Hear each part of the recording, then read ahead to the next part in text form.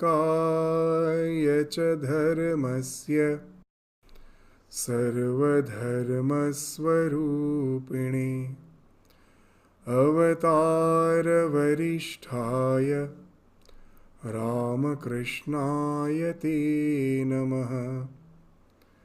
वसुदेवसुतं देवं कंसचाणूरमर्दनं देवकी परमानन्दं कृष्णं वन्दे जगद्गुरुम्।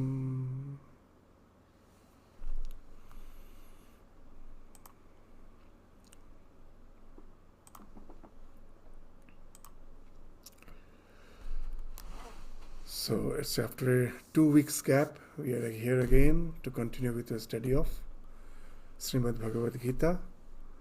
So we were just in the very beginning, in the introduction of the 8th chapter of Shrimad Bhagavad Gita, where in the last 2 classes, we were just trying to highlight the fact that when Bhagavad Gita speaks of the reality, it's not just the transcendental reality behind this entire phenomenal existence, as is the common belief, conventional belief, that God is, He transcends, He is something beyond this creation. But at the same time, in all the religion, the idea is God is, though He transcends the creation, but He is not something aloof from the creation. He is transcendent, at the same time He is immanent. It is He and He alone who has become the entire universe. Not in the sense of transformation, just like the way the milk gets transformed into yogurt, there cannot be any transformation. All transformation speaks of annihilation. Anything that is transformed, at last it will end up in decay and death. So there cannot be any transformation in the divine. It is like a mere projection. That's what in the Vedanta we say. It is appearing as this world of name and form. And sometimes the examples they give, it is just like when I am passing through the desert, I see a huge reservoir at a distance. It appears as a huge reservoir, but after some time I find that I can never approach that reservoir. When I am moving, it is also as if moving far, far away. And a time comes when I don't see it at all. And then I realize it's a mirage. That huge reservoir I was seeing is just a projection, is an illusion. It really doesn't exist. But the desert as the substratum always exists. When I am not being deluded, then also it's the desert.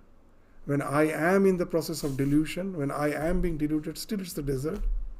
When the delusion breaks off, it's still the desert. So desert is the substratum which is existing in the 3 phases of time, past, present, future. But the thing which is being superimposed, that huge reservoir, it doesn't exist in the 3 phases of time. At certain time, when I got delusional, it originated. It stayed as long as the delusion was persisting, and when the delusion breaks, it's no more there. So that's why in Vedanta they says that's the ultimate reality, whose existence can never be annihilated by any phase of time, past, present, and future. So how can I relate to that? So the scripture says that all the illumined souls, those who have gone to that illumination, by going beyond their mind. So in all the religious tradition we will find that after all, the true spirituality speaks of controlling the mind, regimenting the mind, to bring it back from the world of the senses and try to dive within. And through that process, a time comes when I can be totally oblivious of this external world and can be totally absorbed within. And that takes us to a realization which we find in all the religions. It's very interesting. All may say that no, all the religions are not same. If you go to the doctrines and dogmas, the beliefs, the practices, there's so much of difference. But we forget one thing, that as a beginner, to begin with all the differences in various religions is an accepted fact. But those who are really sincere, those who really want to realize that if there's any reality behind our belief system. From my childhood, my father said, my mother said, there is God, I believe there is God, but I never try to really realize whether God is or not. So at last we find the world is full of two categories. Some say that why to mere belief? They become atheist. And there are quite a few who are believers. The believers and the non-believers. But we don't find anyone who says, yes, I have realized. Yes, something there is called something entity which is divine. So there are very few. In the entire history of humanity, you will find they come in certain periods. And they say that yes, that's the realm from which I am coming, either as a messenger or as a son of God or as a prophet or as an incarnation of the divine, whatever we may say, they say, I have realized. I have as if touched the feet of God. And it is their words which becomes the scriptures. Now these scriptures, if we are believing, then again it creates these two categories, believers and non-believers. But who takes these words to be something which is real, and it has to be tested and confirmed through my experience. So they go to that realization by taking religion very sincerely. That becomes their passion. I have to realize it. And then they go to that realization. From that realization, when they realize that absolute reality, which is that consciousness and consciousness alone. And as I was saying, the sincere practitioners in all the religion has went there. Sri Ramakrishna used to say a very nice thing, that shekhane, when you go to that realization, shekhane shob shealer ek ra. All the fox, sheal is the fox, all the fox howls in the same manner when they go to that realization. What he is actually indicating? That you will find in the forest, if one fox howls, immediately the entire forest will be reverberating with the howling of the foxes. All the fox as if responds to it. So Sri Ramakrishna says, if any mystics in any religion, in any part of the world, speaks of the unity of the entire existence, there is only one existence which is appearing as many, we will find those who are believers, they may brand him as heretics. We have found it has happened in Christianity, in Islam. We find that they have been branded as the heretics. But we find that their words are so similar. If I take the words of the mystics of all the religion, they all are speaking of that unitary experience. So when through practice you go to the realization, you transcend the bounds of religion. That's why Swami Vivekananda used to say, it is good to be born in a church. By church he means any sort of conventional denominational religion. It is good to be born in that, but it is horrible to die there. They're all meant for our evolution. Unless we have evolved to that realization, there cannot be any transformation. And when I have realized there, in that state, from that when I come down, again I am back in my mind and senses. Then I can easily get convinced, that not easily, then you are bound to get convinced that this is a mere projection.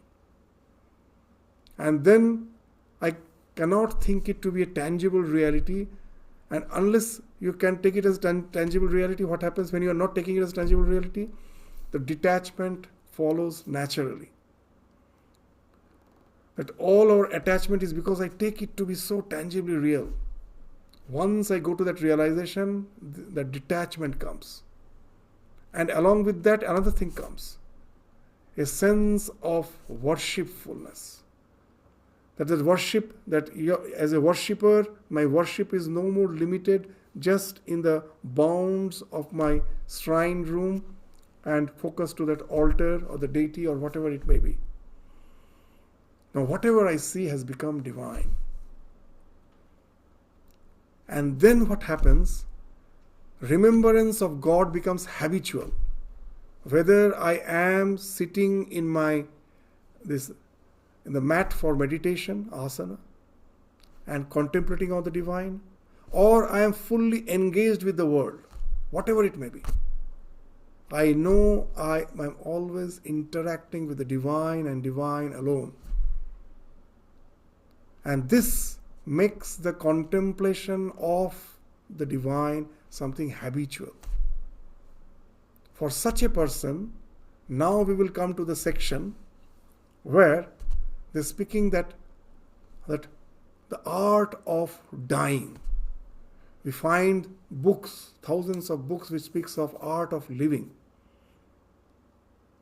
But here in the few slokas from the 5th to the 13th verse of the 8th chapter, which we will try to take up today, we will find Bhagavan is actually speaking of the art of dying. In this society, that the word death is a taboo.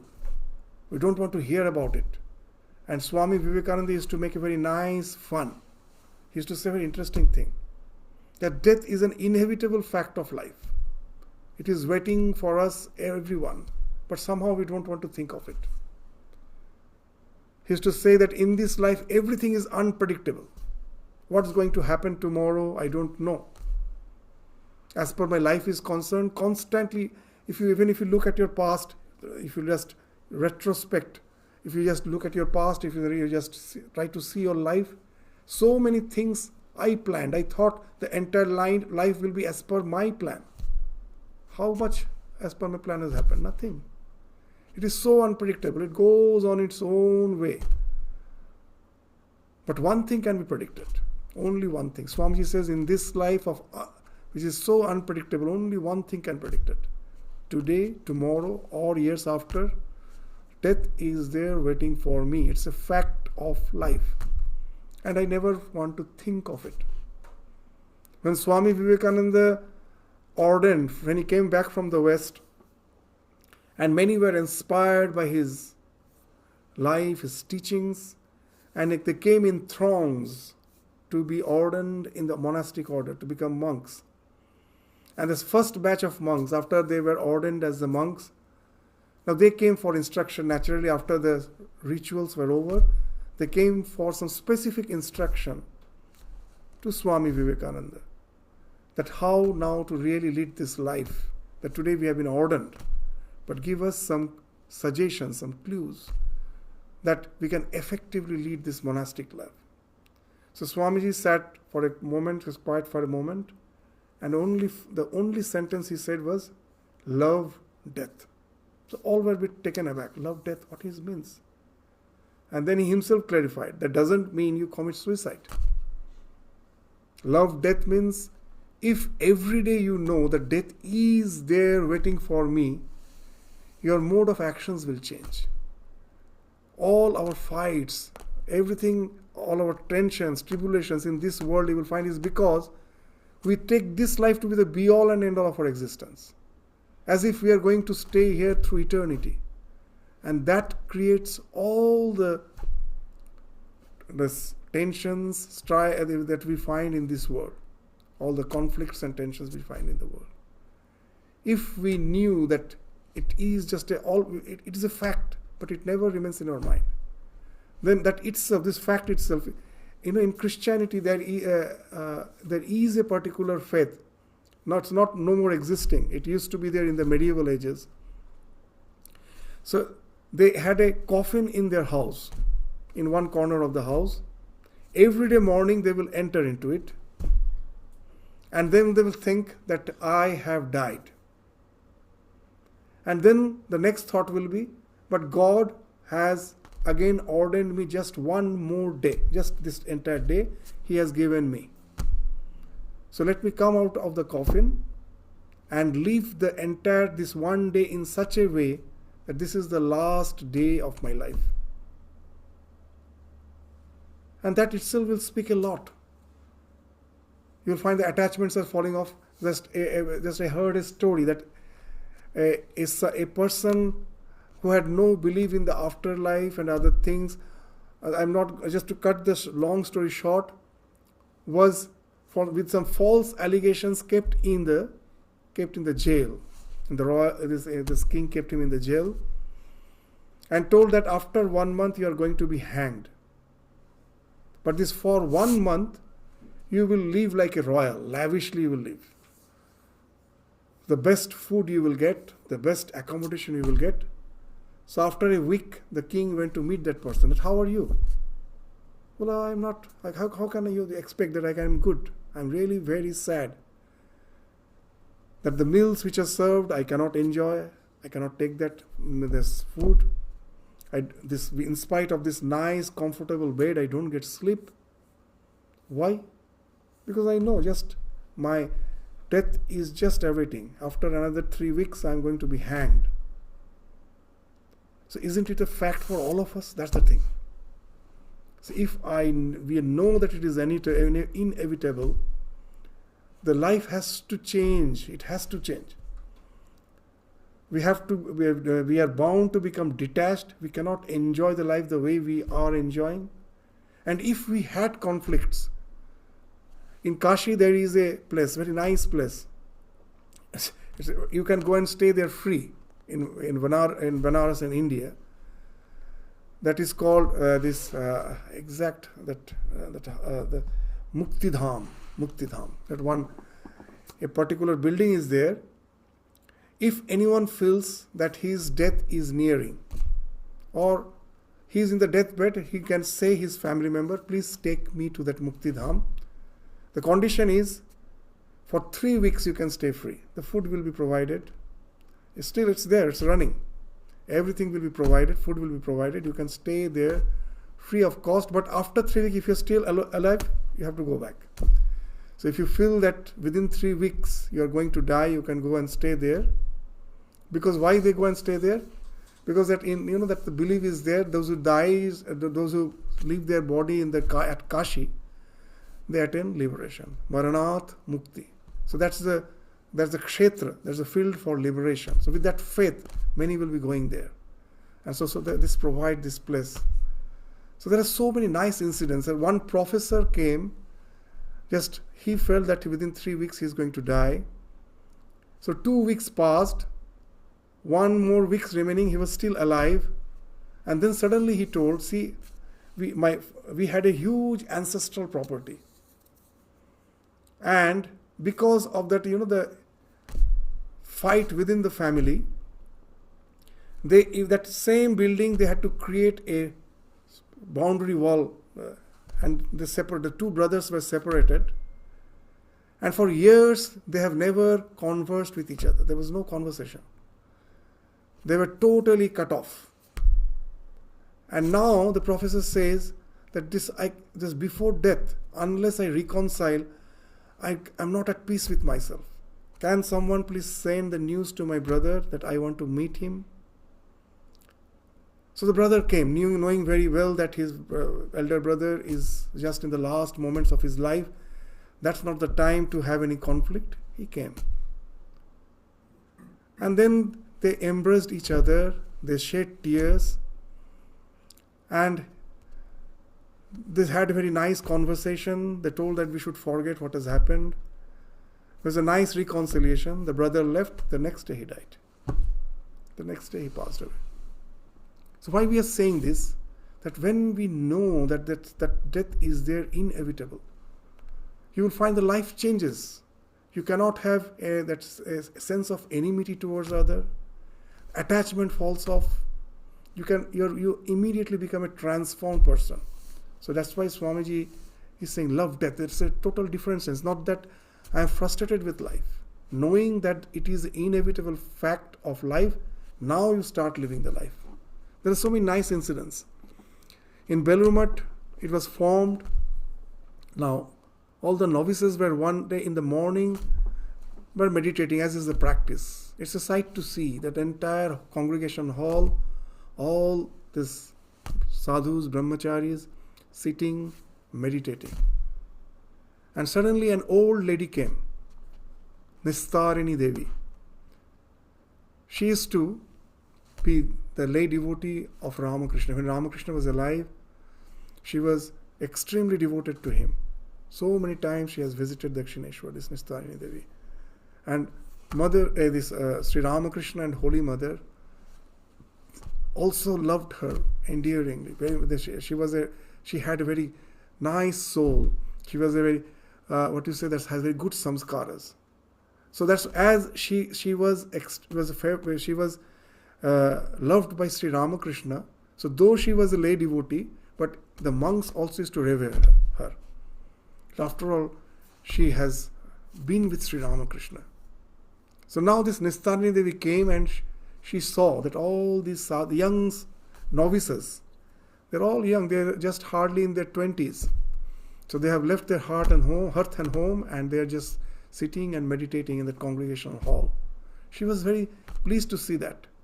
But when the meditation was over, and they got up from their meditation seat, and they were supposed to leave and just go for some work. Seeing Nistarini Devi, they all surrounded, just came and just sat around her. And she said a very interesting thing. Oh, it was so nice to see you meditating. But you know one thing? What's the one thing? In Bengali he said, Jotoi job dhyan karo, morte janle hoy. That was the only sentence. That you may go on meditating, but the real art is in the art of dying. So that also we find the death is being spoken of. Because that's the time where we all believe, and in all the religions say, that it is not the annihilation. It is just passing. As Sri Ramakrishna, when he passed away, when he died, Holy Mother was crying. And she thought that let me remove all the marks of a married woman. That's the tradition in the Hindu. They say widows should remove all the marks of a married woman. So when she was removing all these ornaments and other things, she got the vision of Ramakrishna. And Ramakrishna was saying her, why are you removing all the things? What has happened to me? I have just moved from one room to the other, nothing else. I have moved from one room to the other. So this moving from one room to the other. So even when in our life we have to take transfer, we have to go to some other place, what we do? We try to prepare ourselves in such a way that the shift should be very, very comfortable. That when I go to the new place, it should speak of a better life.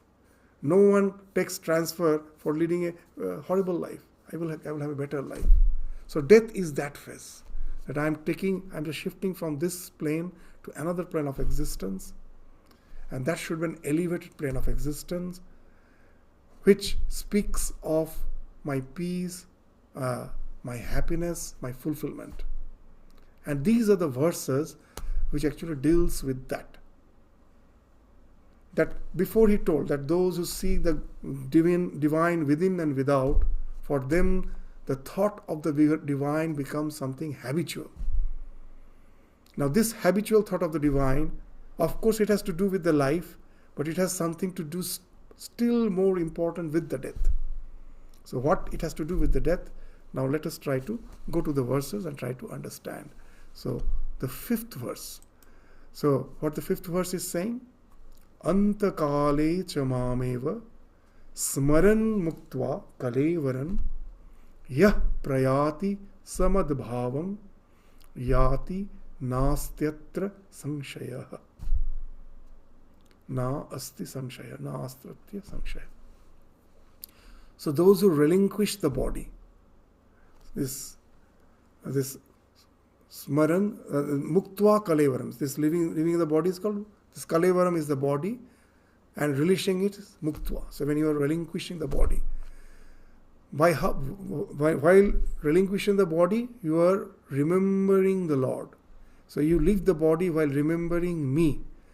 Antakale, at the time of your death, thinking of me. Smaran, mameva smaran, thinking of me, one who relinquishes the body. So for what happened? Yah prayati samad bhavam. So after death, he attains me and me alone. Nastatra samshaya. Don't have any doubt about it.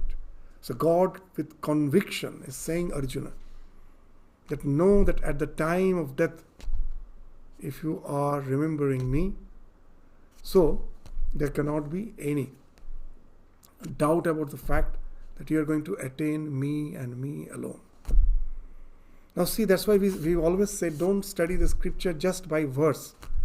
You have to study by entirety. If I read this only verse, then immediately there will be a misconception. That misconception is very prevalent even in our society. They say that when they say a young person getting spiritually inclined, all the elders, even the parents, the grandparents, everyone will say it's not the time. Enjoy the life. Entire life is for you. At the time of death, when you grow old, then you will think of the divine. So when you read this verse, you will find, yes, God has said, if you think of me at the time of death, you will be delivered. So now this gives me the license to live the life as it is. So that's not the thing which God is indicating. As we continue to the next verses, we will understand what actually his meaning is more deep, insightful. Yes, I have to think of the Lord at the last moment of the death, last moment of my life, and it will deliver me. So Ramakrishna used to give a very nice example that why it happens. Because when you're taking the name of the Lord, you're cleansed. And as it's the moment of death, so there is no question of again getting intermingled with the world. So with that clean mind, now you're dying. So now that decides the course of your destiny. When I'm living, now I'm thinking of the Lord. But the next moment, what happens? Again I get intermingled with the world. So I cleanse my mind, again it gets dirty. But at the moment of death, if I can think of the Lord, my mind is clean. And it is no more getting the chance to get dirty anymore. So now that will deliver you. So I will just speak of two nice allegories of Sri Ramakrishna. He says that our mind in this, though we take the name of the Lord, that again it gets polluted. He says a very nice thing, that there is a belief that if you take deep in the Ganges in India, that's considered a sacred river, all your sins are washed. So Sri Ramakrishna used to make a nice joke. He used to say that when you are going to have a dip in the Ganges, all the ghosts, means that as a sin, which are residing in your body, it's always there. They immediately, what they will do, they will jump out of your body and will just wait and will climb a tree and will be sitting on the branch there, which is on the bank of the Ganges. Because those ghosts cannot enter the Ganges, so they are waiting there. So you take a dip in the Ganges, now you're clean because the ghosts of the sin have left you.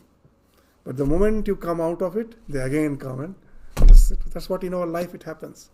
Always we find that mind is getting pure and again we get involved with the world, again it gets polluted. But at the time of death, if I can think of the Lord, it's cleansed, but it no more gets chance for again getting intermingled with the life. So with a clean mind, you are departing your body, and that, what's the state of your mind in that last moment, that decides your destiny.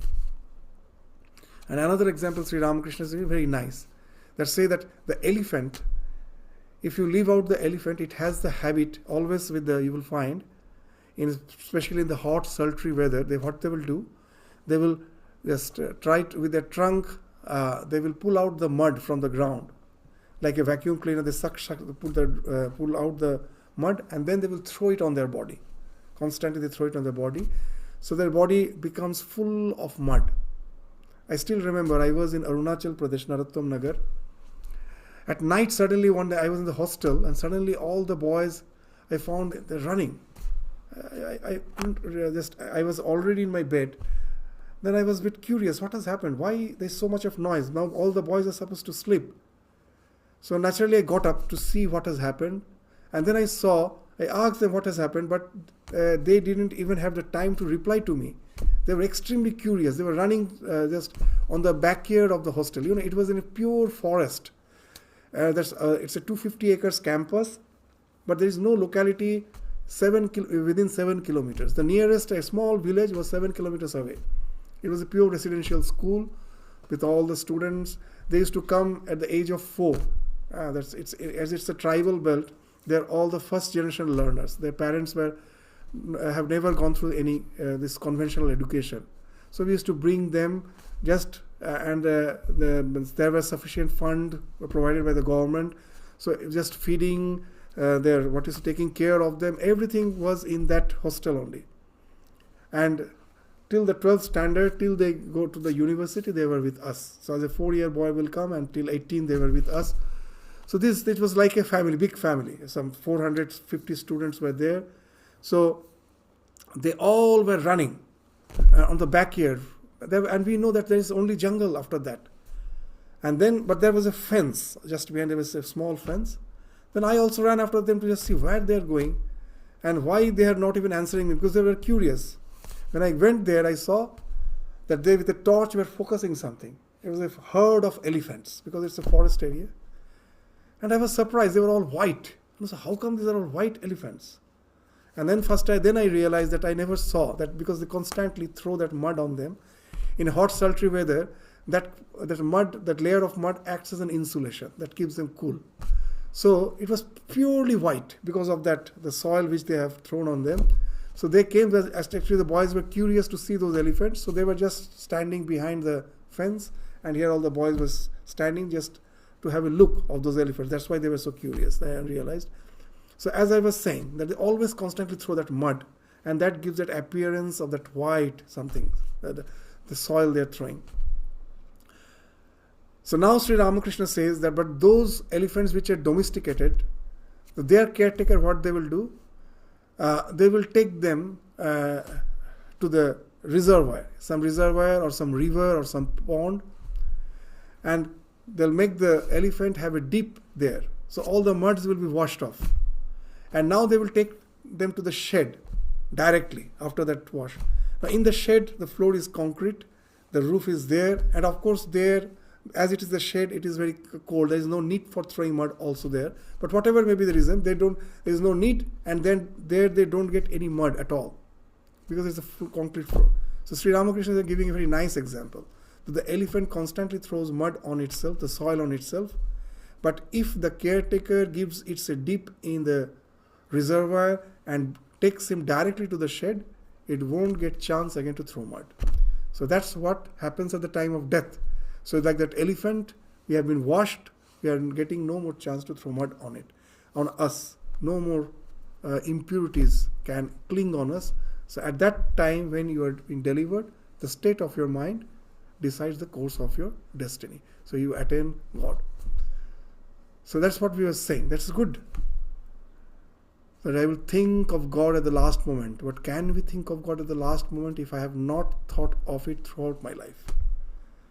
Sri Ramakrishna's examples are wonderful. He says that even if we are chanting the name of God, but it is something just mechanical, it doesn't really help me to relate with the divine, then also it is very difficult to think of the God at the last moment. What to speak of one who is engaged with the world?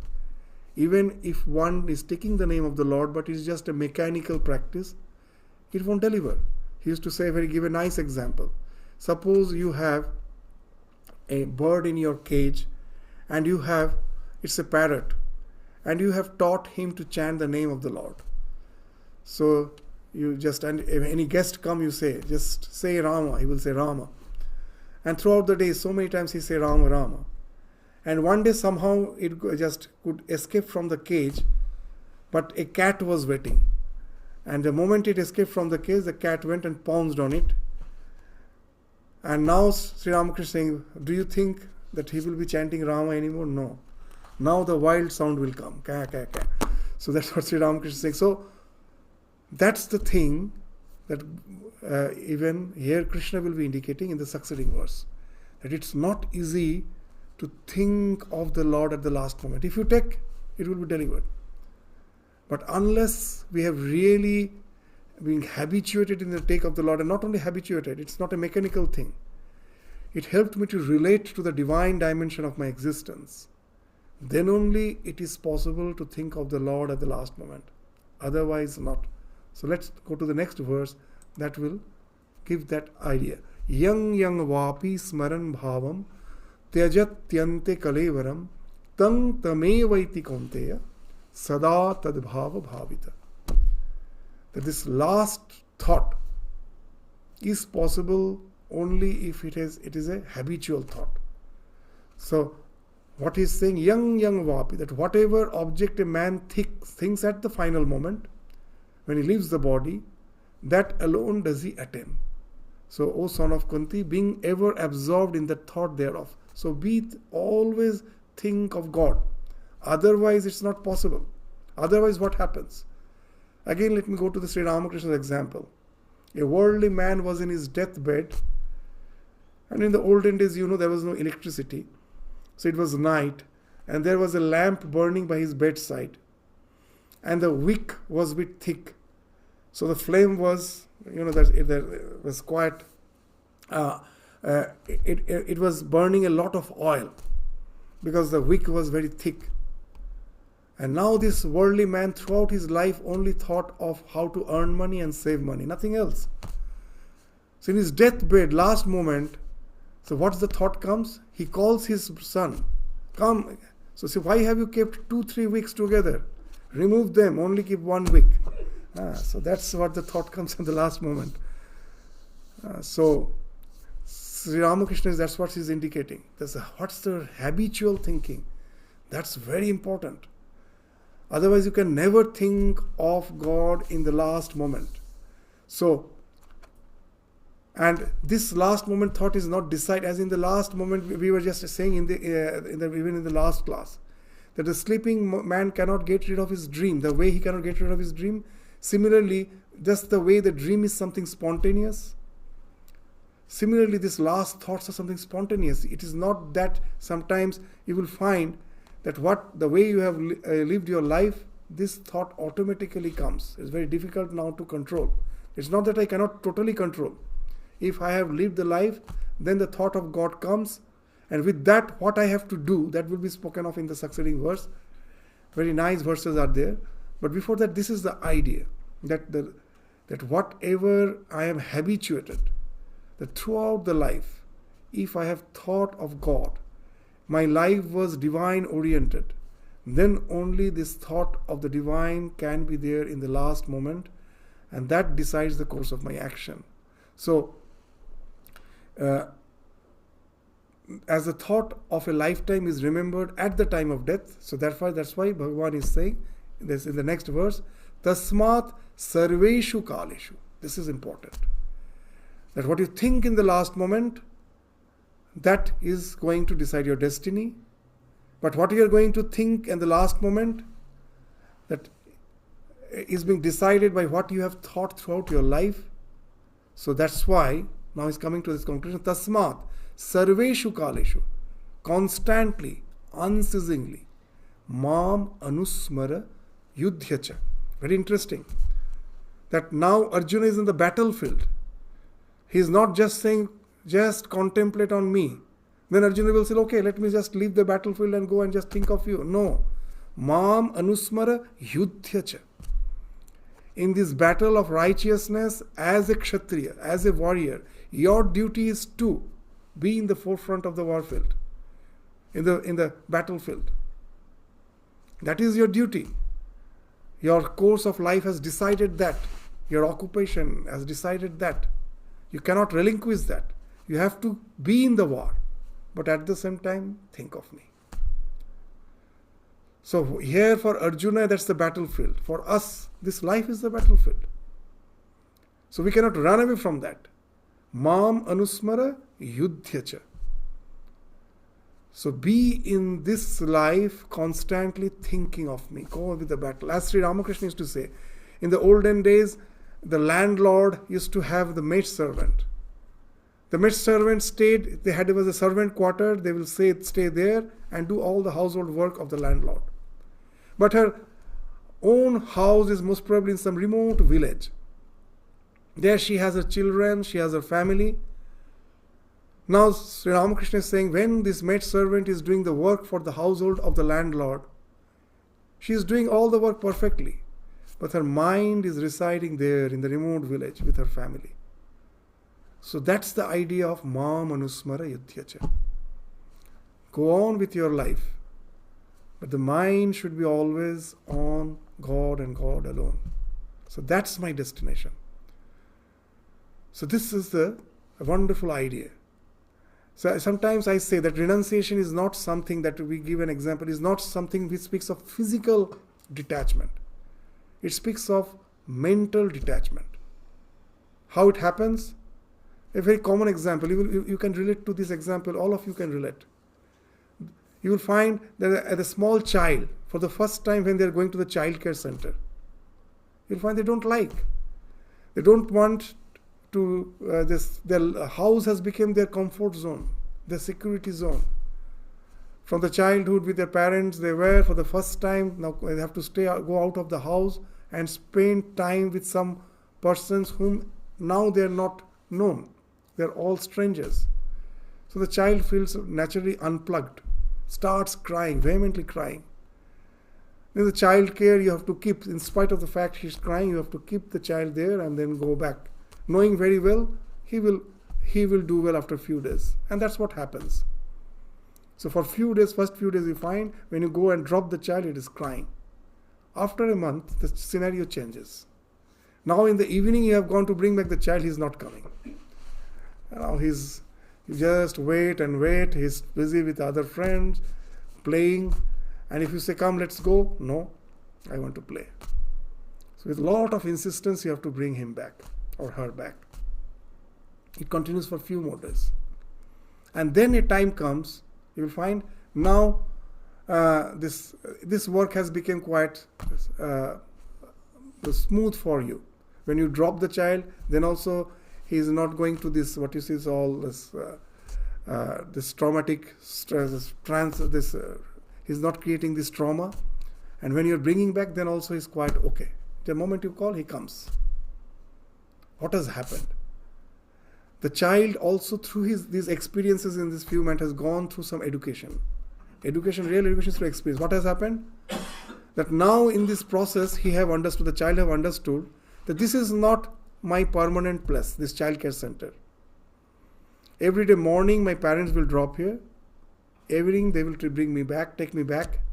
My house is my own place. That is the permanent place for me. So it is just for a temporary small time I have to be here. But does that make the child behave in an awkward way that, oh, as I am not going to stay here throughout the day, let me not intermingle with others. Let me sit in a corner and just wait. When the evening my father comes, he will take me back. I'm just waiting in the corner. When my father, does any child do that? No. But at the same time, when the father comes, they go. When the father drops, they're quite happy. What has happened? This idea of impermanence has developed in their mind. That this is a temporary place. My own house is this permanent place. Every day morning, father will drop me. In the evening, mother will take me back. Throughout the day, I'm playing. I am happy with others. It's not that I am aloof.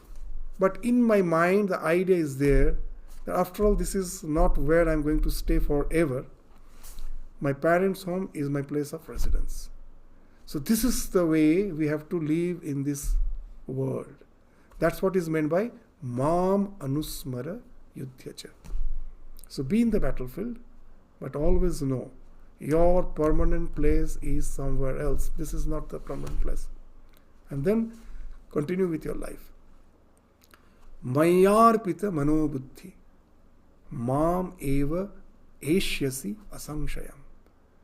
So if anyone could do that has given his mind and his body, his intellect, everything, he has surrendered everything to me, and he's there in the in the midst of all his actions. So that's why a holy person told a very interesting thing, that what in this life sometimes we do is just the opposite thing we have to do, what we generally do. She used to say, Sadhu hobe, sadhu sajbe na. I'm just saying in Bengali, I will translate it. Grihastho sajbe, grihastho hobe na. That be a holy man, don't pretend to be a holy man. And pretend to be a householder, don't become a householder.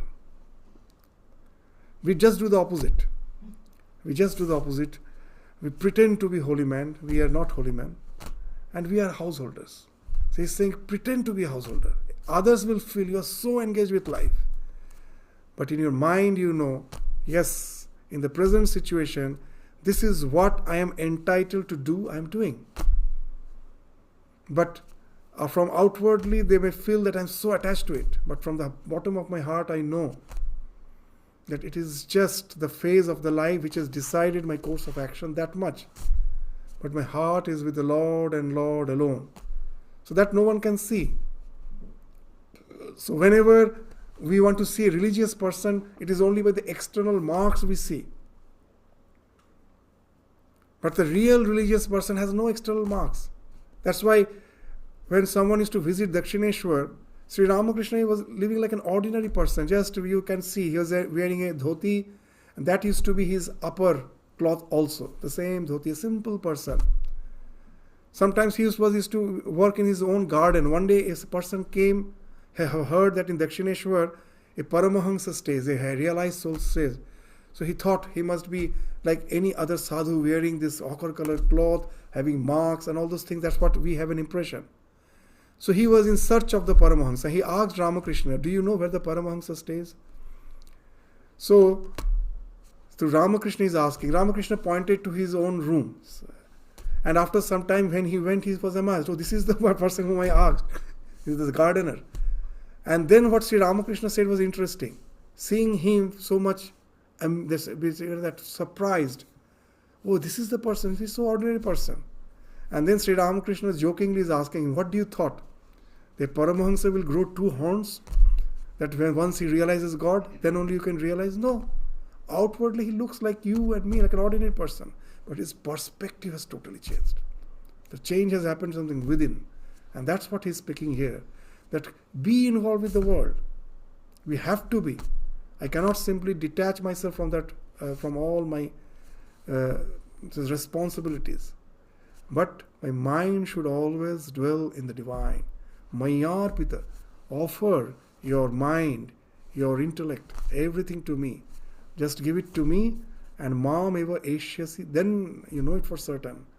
I can give you that with full conviction I can say it to you. What that? That you will attain me and me alone. With your mind and understanding absorbed in me, you will surely come to me. That's what the Lord is assuring. So, this is the thing which we find that Sri Ramakrishna is so nicely indicating these verses. That how we have to spend our life. The entire life is, after all, is preparation for death. In this life we are thinking of God, and this thought of God will again decide my destiny, where I will be one with the divine. And that divine is something which is, as Shankaracharya says, is Vishnu, the all-pervading. It's not something waiting for me in some plane of existence.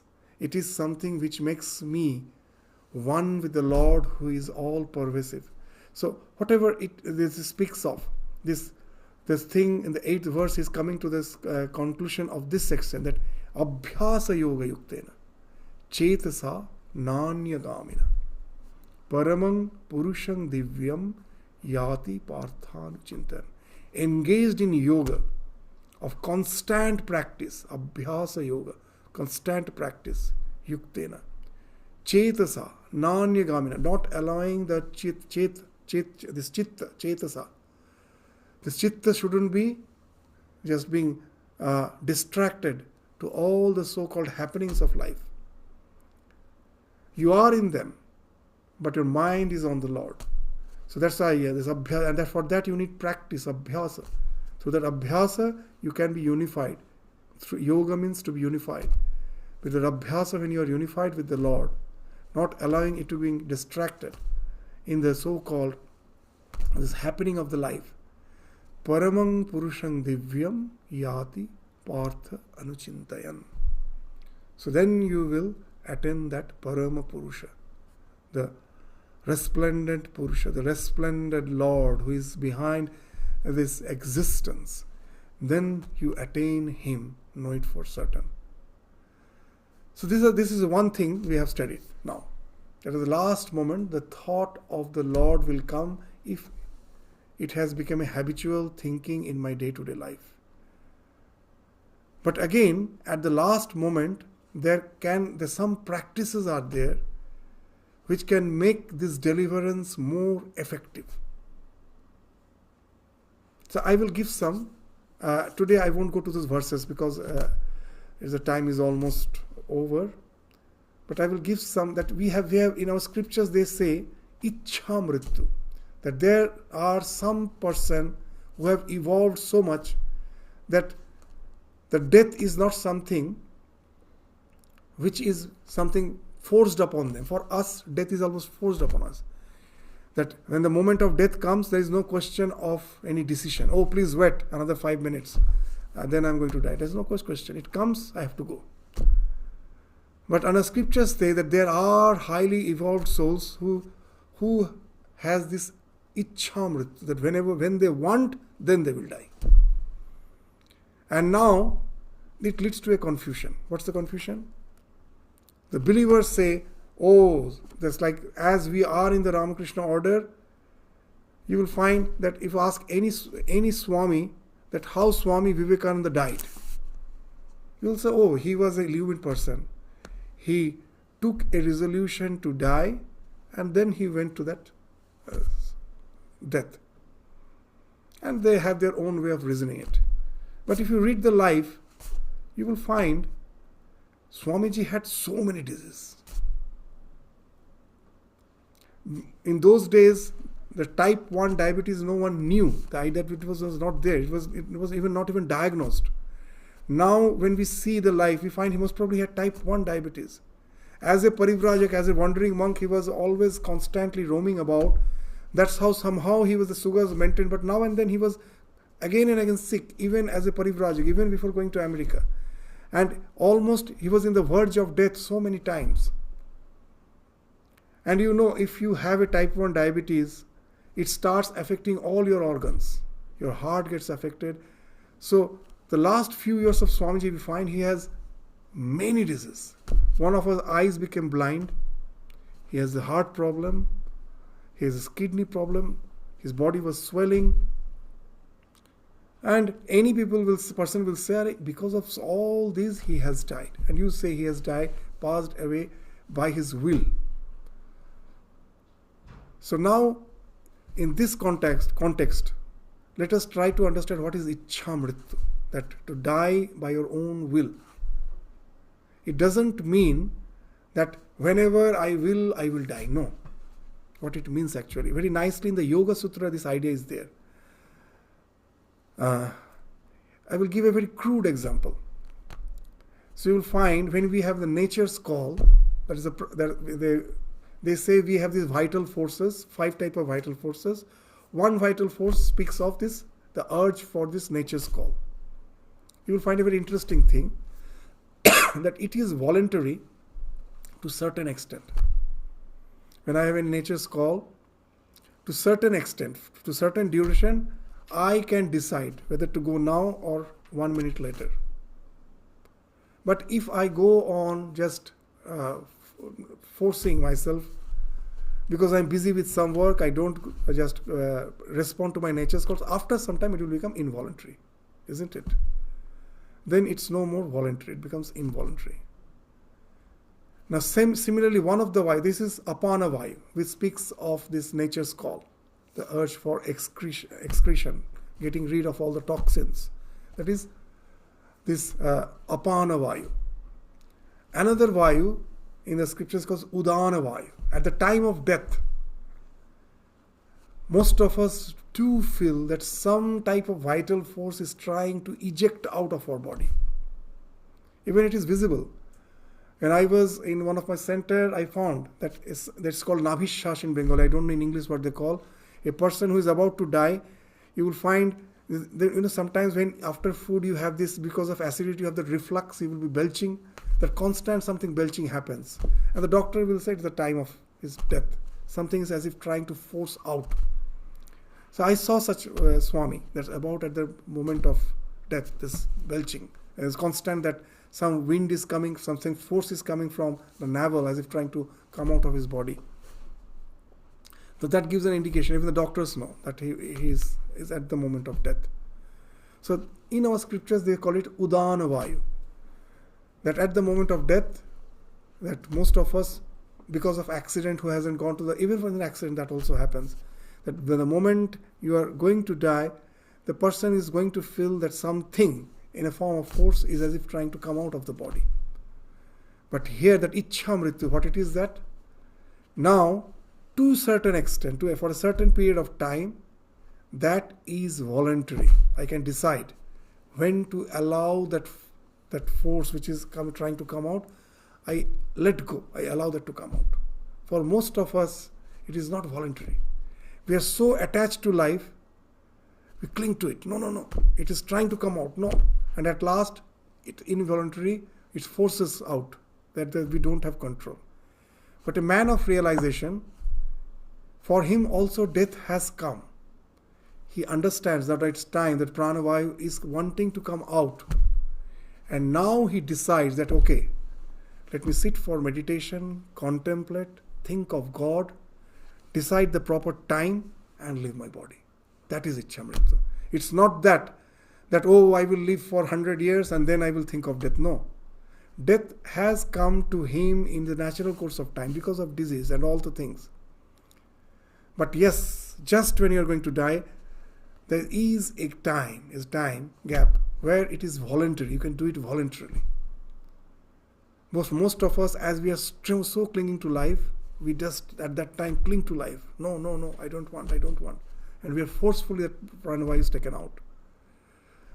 But how to give away the body voluntarily at the time when the death has already come? That Udana Vayu, I allow them to come out by resorting to the proper action. I sit, I just contemplate of the divine, try to focus on the God, and then in yoga, through this yoga, I depart from my body. So that's the art which will be spoken of from the 8th to the 13th verse. So these verses 8, 9, 10, 11, 12, 13, the 6 verses, this we will again take up in the next class. So you will find very interesting. It has been called a yoga, Poti yoga. This allows you to voluntarily just depart from your body by thinking of the God. You are not forced out. You voluntarily leave the body and you decide your own course of action. So you're very aware. You will find these terms are there. Sometimes we don't know the meaning. They say Shogyane Mrityu. Shogyane means when you were not forced, you were in your own, full awareness. You have decided, now it's the time, let me leave out from my body. You have decided, that is Shagyana Mrityu. So we say it, but we sometimes don't understand the meanings. That's why we use it in improper places. Some person most probably was awake. He was not in the state of coma, was just awake when he was just suddenly fell and died. He said, oh, Shagyana Mrityu. That's not Shagyana Mrityu. The real Shagyana Mrityu means that at the moment of death, he was fully aware and resorted to certain practices by which he could be united by the divine. So that's the Shagyana Mrityu. How it happens, that procedure is, that Bhagavan will be speaking in these next few verses, in the 6 verses. That again we will take up in the next class. So with this, we stop our discussion today. Thank you all. Namaskar.